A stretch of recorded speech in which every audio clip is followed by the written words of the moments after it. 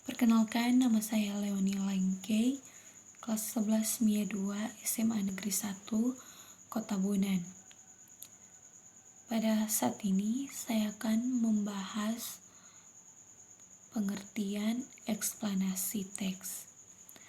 Pengertian eksplanasi teks yaitu teks yang digunakan untuk menerangkan cara atau proses sesuatu yang terjadi, terutama yang berkaitan dengan fenomena alam, dunia ilmiah, atau sosial budaya.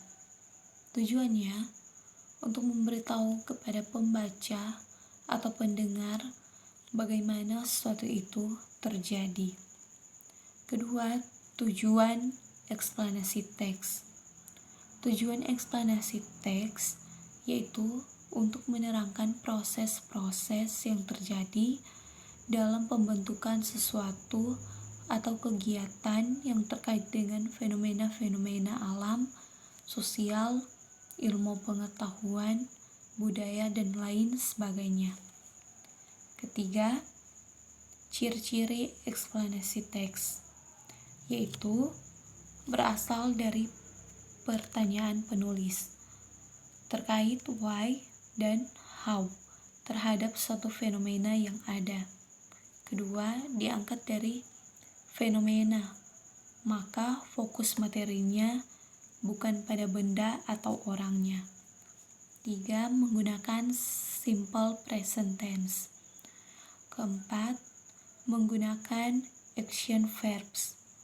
Kelima, menggunakan passive voice. Keenam, menggunakan noun pairs. Ketujuh, menggunakan adverbial pairs. Ke-8, menggunakan technical terms. Ke-9, menggunakan general and abstract noun. Ke-10, menggunakan konjungsi of time and cause effect.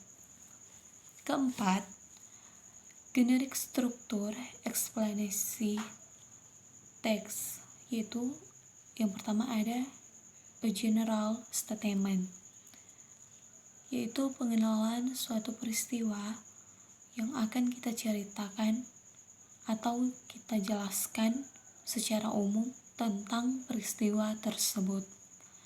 Dalam general statement berisi tentang penjelasan umum tentang fenomena yang akan dibahas, bisa berupa pengenalan fenomena tersebut atau penjelasannya. Kedua, a sequence of explanation, yaitu penjelasan mengapa dan bagaimana peristiwa itu bisa terjadi. Ketiga, closing, yaitu penutup atau kesimpulan dari cerita tersebut.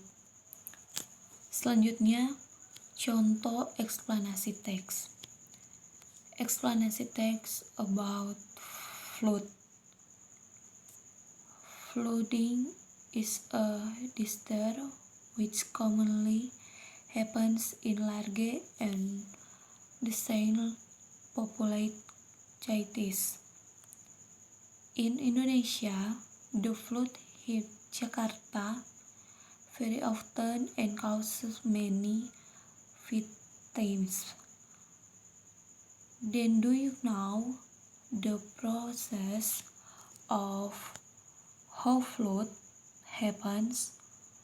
Pay attention to the following explanation. The process of natural flooding is preceded by rain which falls to the surface of the earth. Then the rain water is absorbed by the ground surface and flows to the lower plates.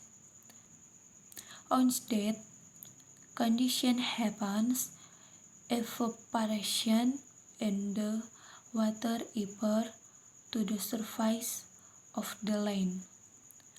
Flooding can be disastrous for humans when floods happen in an area that people live because the water carries along objects like house, bridges, cars, furniture, and even people. On the other hand, the process of non-natural flooding is usually caused by bad habits of humans who do not care about the environment, such as littering that can make water flow clogged.